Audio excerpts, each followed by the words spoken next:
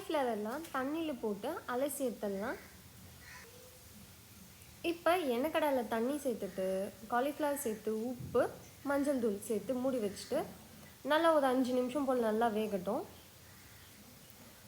இப்போ தண்ணியெல்லாம் எடுத்து வச்சிடலாம். களைக்கொட்டை போட்டு வறுத்து எடுத்துடலாம். 3 ஸ்பூன் அளவுக்கு எண்ணெய், கொஞ்சமாக கடுகு, 3 காஞ்சி மிளகாய், வெங்காயம் சேர்த்துட்டு நல்லா வதக்கிடலாம். வெங்காயத்துக்கு தேவையான அளவுக்கு உப்பு. இந்த அளவுக்கு வதங்கினோன்னா நம்ம வேக வச்ச காலிஃப்ளவர் அதில் சேர்த்துடலாம். சேர்த்துட்டு கலந்து விட்டுட்டு கருவேப்பிலை சேர்த்துடலாம். அப்புறமா கொஞ்சமாக உப்பு. 1 வயசுலேருந்து 3 வயசுக்குள்ளே இருக்கிற பசங்கள்லாம் ரொம்பவே விரும்பி சாப்பிடுவாங்க.